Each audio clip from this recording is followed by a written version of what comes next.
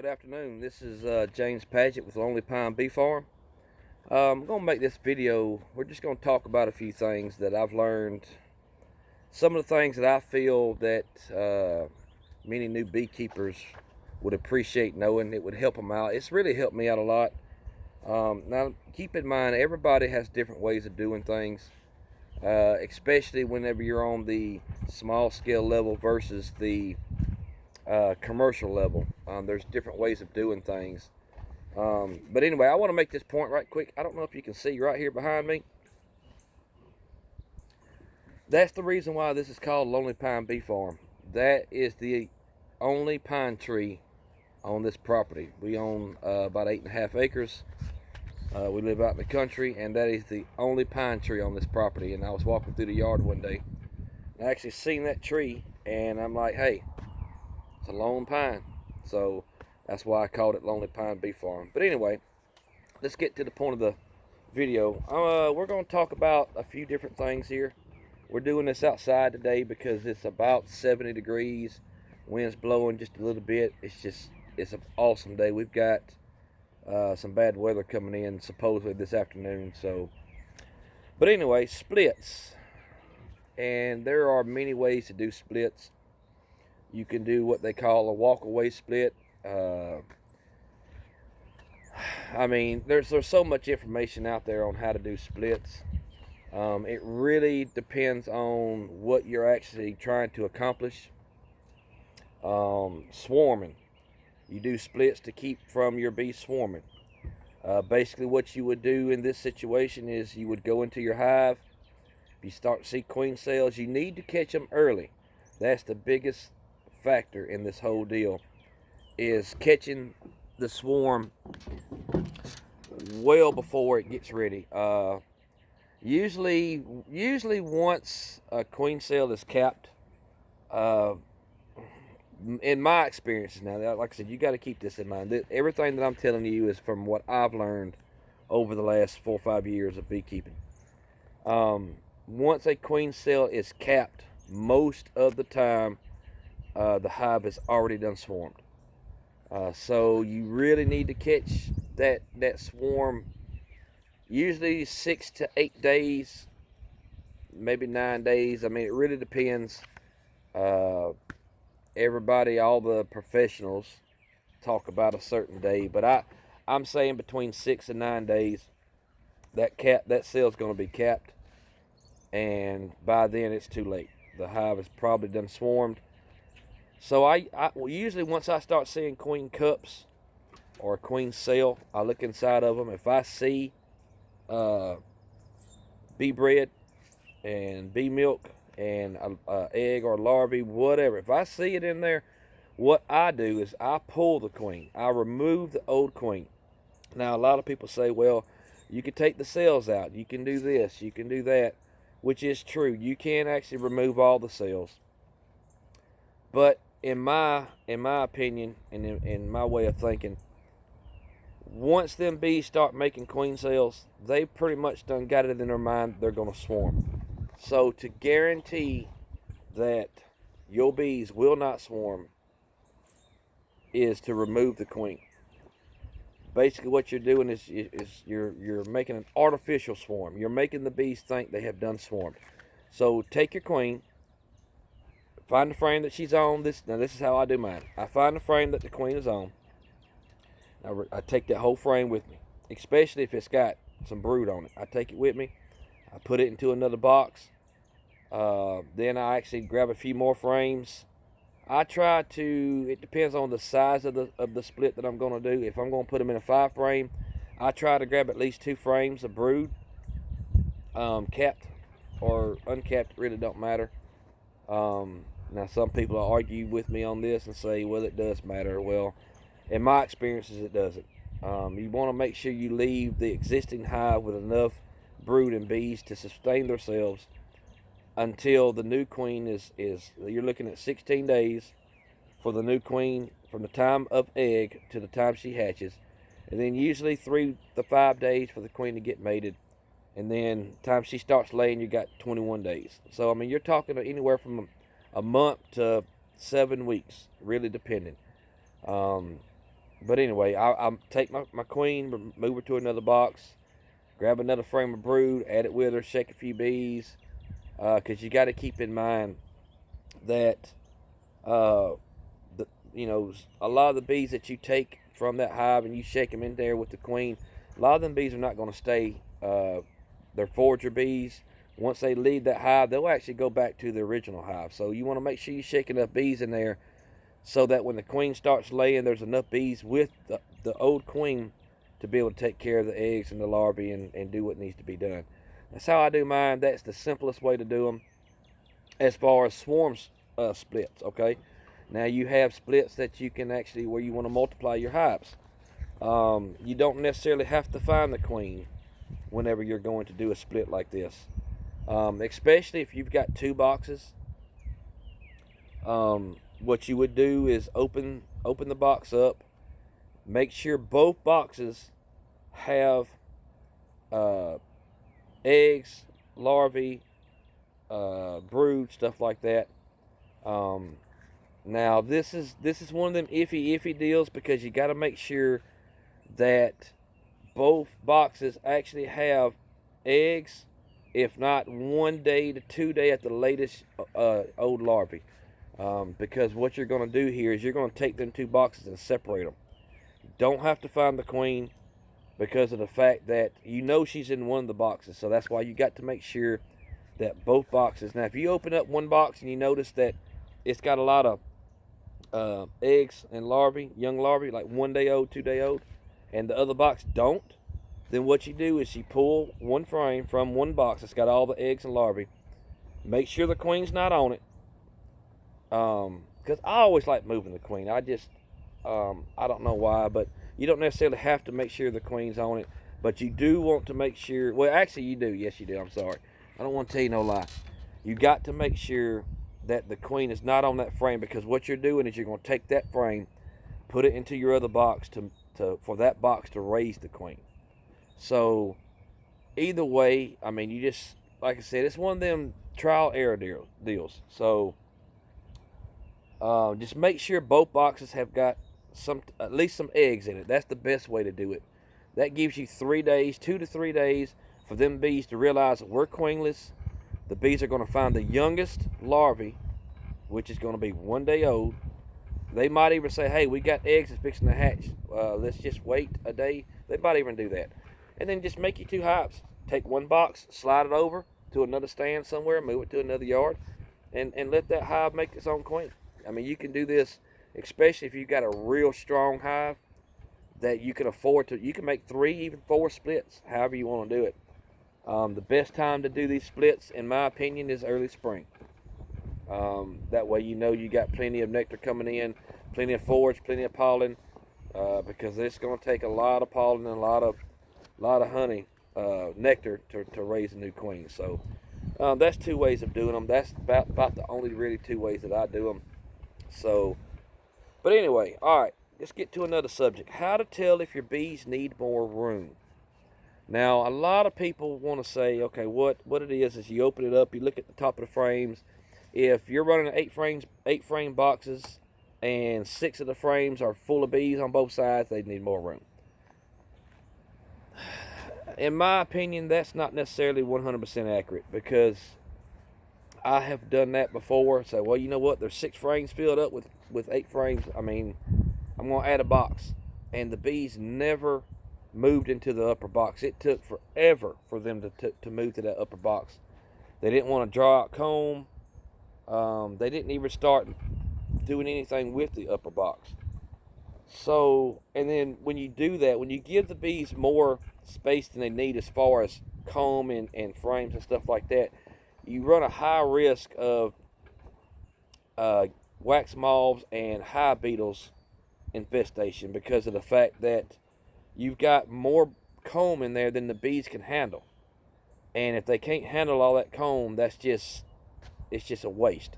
So what I do is, if I think they need more room, and I pretty much do this on all my hives, I run 8 frame deeps on my brood chambers. What I will do is the upper box, no matter what it is, except for my honey boxes, I'm talking about brood boxes here. My upper brood box, I will leave out at least one frame, sometimes two or three. If I think they need more room, I don't know. I'm not the bees. We cannot answer for the bees. I'm sorry. You professional beekeepers out there, you experts, y'all go around telling people all this, and everything you say is not necessarily true in every situation. So, but I can tell you this is absolutely true. You cannot argue this right here. If you run deep boxes, I run 8 frames, and I only put 5 frames in the upper box, okay? And the bees don't need more room, then you will never see new comb being drawn. You can do it this way. You can just put an empty box up there. You don't even have to put any comb in that upper box. If you're not sure if they need more room, just put an empty box up there. Put an empty box on top. Put an inner cover on there, and I promise you, them bees will let you know when they need that room. You go out there about once a week, once every 2 weeks, however you want to do it. I wouldn't go no 2 or 3 months because you're going to end up having a mess.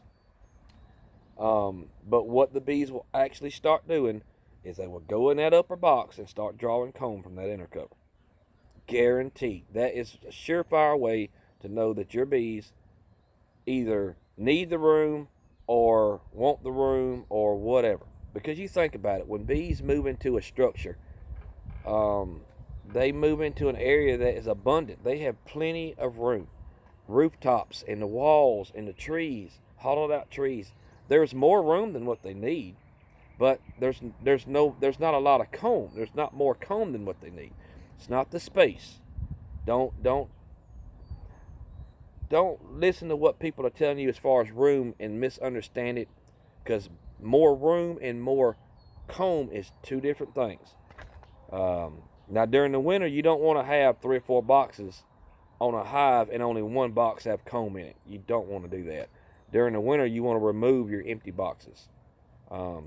If you've only got 1 or 2 frames in an upper box and you're going into the winter, just remove it. Just take them 2 frames, put them in a freezer somewhere. If they've got pollen and honey, whatever, shake the bees off. If there's no eggs, no brood, no nothing in it, and put them in the freezer, save them till next year. It's not going to hurt nothing. So, but that's a surefire way to know that your bees need more room. And then what you could do is when they do start drawing comb from that inner cover, just take it and just cut the comb off the inner cover, stick it inside of a frame, rubber band it up, stick the frame back into the hive. The bees will finish drawing it out. They will stick that comb to that frame. It's so easy, people. The third thing I want to talk about. Do bees really need a lot of ventilation? I do not run screen bottom boards. I don't believe that it's helpful. I'm not saying it hurts, but I don't believe it's helpful. For the simple fact of when bees, wild bees, when they move into a structure, the bottom's not open. When they move into a wall, when they move into a roof, when they move into a tree, it's not open. And most of the time, the hole that they're going in is no bigger than a quarter. You know, sometimes it might be bigger than that, but I mean, it's not. Bees ain't gonna go into a structure that's got a 12-inch hole. It's hard for them to defend that. So they usually go into places that have small holes, don't have a lot of openings because of the fact that that's just more they have to defend. So now, don't get me wrong. Now, if you want to run screen bottom boards, that's perfectly fine. I'm gonna add some pictures to this video of what I'm talking about. My inner covers are 3.5 inches deep. I use them inner covers so I can put hive top feeders in there. They're about 8-9 inches around. They're about 2.5-3 inches tall, so it gives me plenty of room to set the feeder in there. The center hole in my inner covers, the feeder sits down in that hole. I'm actually able to take the lid off, fill it up with sugar water without the bees coming out, put the lid back on. They're so simple. You can get them from Barnyard Bees. That's where I buy mine from. Give them a call, pick them up, man. Them feeders are awesome. You don't have to open the hive up. You can feed year-round. Spring, summer, and fall, it doesn't matter. The winter, early spring, late winter, it doesn't matter. If you decide you want to feed, you can feed your bees without ever opening up your hive. You can get them from Amazon. I don't know how great they are, but I've had real good luck with mine. Keep them out of the sun because they're plastic and eventually they will crack and break. But anyway, I've got some that's about 4 years old now. They're great. But like I said, what I do is I drill two 1-inch holes in the front of my inner cover, and I use screen and cover it up where can't nothing get in, can't get nothing get out. And I've noticed on majority of my hives, even in the spring and the summer when it's hot, it's 90 degrees, it's 100 degrees, the bees will actually propolize that screen shut, which tells me that they've got too much ventilation. I do not run screen bottom boards. My bottom boards are solid with a 3/8 inch opening at the bottom all the way across. And I still notice that the bees will propolize that screen. That's the upper in the upper area that allows the air to go out the hive. They propolize it, so it's kind of telling me that they want less ventilation instead of more ventilation. Pretty much all my inner covers that I've used over the last couple of years. Now my new ones that I made last year, they hadn't done it yet because they hadn't really used them a whole lot. But all my old inner covers are the same way. They're propolizing the screen on the front of the hive at the top, which is telling me they don't need that much ventilation. So, not telling you to do it, not telling you not to do it. This is just me and my learning, how I've learned to do things and what I've noticed of my bees. So, no, I do not run screen bottom boards. Do what you want to do. That's all up to you. All right, how to boost a weak hive. There is multiple ways of doing this. The easiest way, in my opinion, especially if you've got multiple hives, you got a good strong hive, or if your weak hive is beside a strong hive, is to take your weak hive and just pick it up, move it out the way. Take your strong hive. Now my hive stands are 8 foot long. I could put 3 hives on each stand. I could put more, but I choose just to put 3. You remove your weak hive and either pick your good hive up or just slide it over to where the weak hive location was at, and then take your weak hive, put it where your strong hive location is at. What's going to happen then is all the forager bees, and you want to do this during the day. You don't want to do this at night. Do this during the day, because all your forager bees will actually start going to that weak hive because that was where their home was at. They're not going to just run off to a strange hive and go in it. They're not going to do that. Not when they've been used to. Now, if they don't have no other option, there's nothing else there, then yes, they will go to another hive. But just put your weak hive in place of a strong hive, because what you're doing is you're using the forage bees to boost up the population in that weak hive. Works great. I've done it many times. Or you can just pull out a couple of frames of capped brood from a strong hive and put it into your weak hive. Now, I've heard a lot of people say, well, what if I just get some eggs, larvae, and put it in there? You don't want to do that with a weak hive. Not in my opinion, because of the fact that the hive is already weak. So whenever you start adding eggs and open brood to a weak hive, that just puts more work on the bees, because now you got to be able to take care of that brood. You got to be able to take care of that larvae, them eggs. So don't put open brood into a weak hive. Use capped brood, because once it's capped, the bees don't have to fool with it no more. They're just waiting on them bees to hatch. Use capped brood, not open brood.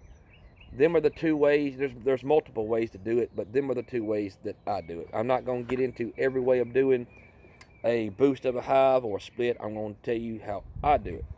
There's too many videos out there. Y'all can watch it.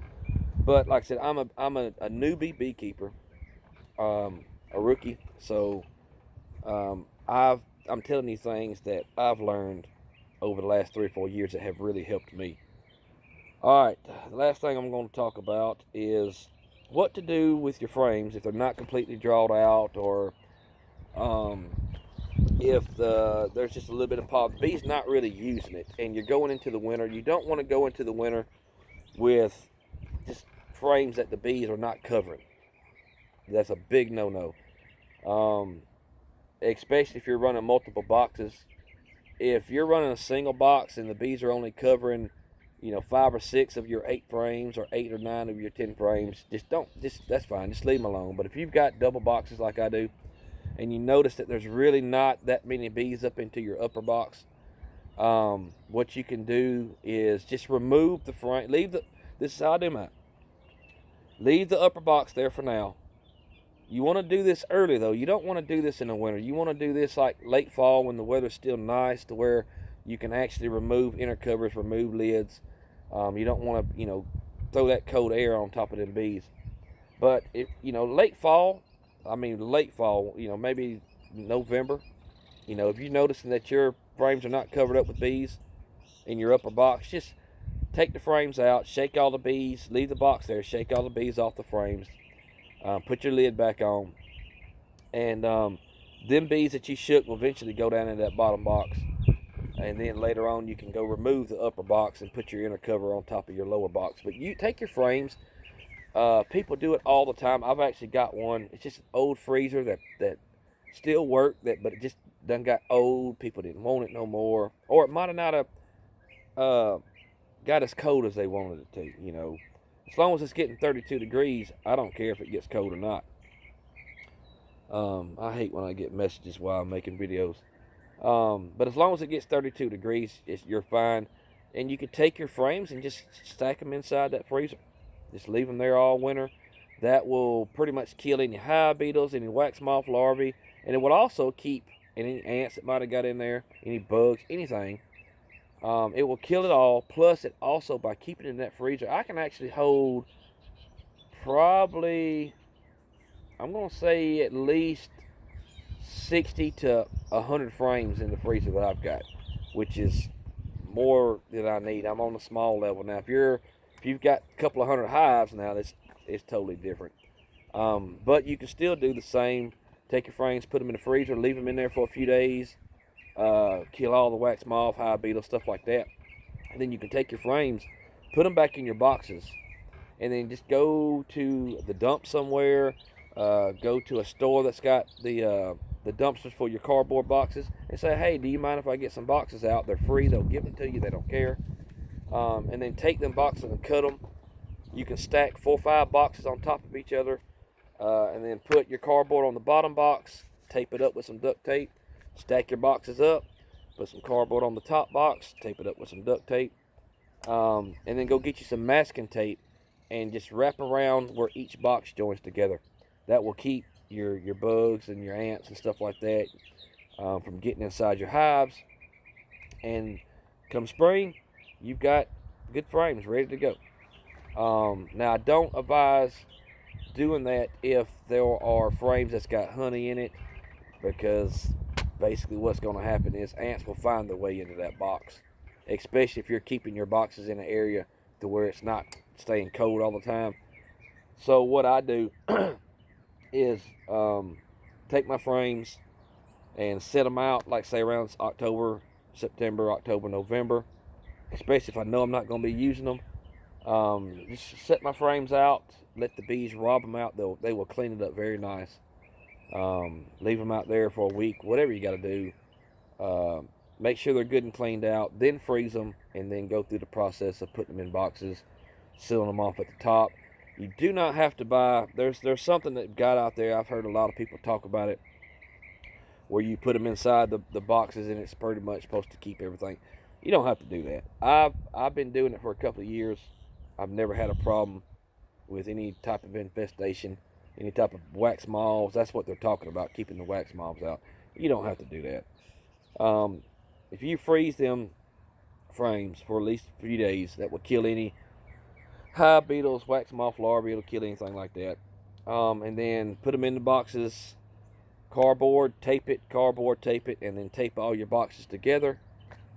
You're fine. I've done it for the past 2 or 3 years, and come spring when I need them frames, I pull them out. The frames look just like they did whenever I put them up. So, but anyway, I just wanted to make this video to explain a few things to people that are trying to learn, not on a big scale, or might be intimidated by bees. There's one more thing I want to talk about. Swarms. People, do not be afraid of swarms. A lot of people think swarms are when the bees are coming out, they're attacking you. I got swarmed by some bees. That's not what a swarm is. A swarm is honeybees' ways of multiplying. What they will do is they'll start making queen cells. Once they get ready, the old queen and so many of the bees will load up on honey, except for the queen. She won't load up on honey. They actually cut back on how much they feed her so she can fly. So, and then they'll leave and they'll go find them a new home. Usually they'll ball up on a tree limb on the side of a building. They'll ball up if they don't have nowhere. And in all honesty, you can walk up and just stick your hand right into it, and they're not going to bother you a bit. I did it yesterday. I'm going to put up a couple of pictures at the end of this video showing you what I'm talking about. I was out there. All I had on was my rubber gloves, just so I wouldn't take a sting to the hand. Because if you go into a ball, and you squish one, they're going to sting you. Most of the time, they're very gentle. So, but anyway, it's Lonely Pine Bee Farm. Don't be afraid of swarms. If you see a swarm, which is going to be a massive amount of bees in one area flying through the air or landing on a building, call a local beekeeper. Don't kill them. Don't spray them. Don't swat at them. Call somebody. Get on Facebook. Whatever you got to do. Call a beekeeper. Get a hold of one of them. They will gladly come out and pick them swarms up. I will do it. So if you're in the Greene County, Georgia area, the 30642 area code, or zip code, I'm sorry. Area code, zip code, whatever you want to call it. If you're in the Greene County area, Putnam County, you're around my area, okay, give me a call, look me up on Facebook. Comment on however you got to do it. I've actually think that my phone number, I'm not going to put it on the video, but I think my phone number is on my YouTube page. If not, I will post a link to my Facebook page, and you can actually contact me there. But anyway, call a local beekeeper. Let them come. They'll pick them up for free. Don't kill the bees. We need them. Without honeybees, human beings will die. Y'all can listen to these scientists all you want. Talk about, we don't need this. Let me tell you something. The Lord, God Almighty, put the honeybees here, which was one of the first bees that was put on the planet. He put it here because he knew that he had to find a way to pollinate all the crops, pollinate the trees, because without trees, we can't breathe. Trees take carbon dioxide and turn it into oxygen. So, without trees, human beings can't survive because there's no oxygen. So, and as far as this living on Mars deal, let me tell you something. If there ain't no trees out there, we ain't living on Mars. So anyway, this is James Padgett with Lonely Pine Bee Farm. I appreciate you watching. I'm sorry this was such a long video. It's almost 30 minutes, but I want to explain a few things for new people. If you like my videos, give me a big thumbs up. I'd appreciate it. Subscribe to my channel. Talk about it. Spread the word out. If you don't, thumbs down. It's no big deal. Love you. God bless you. And be safe.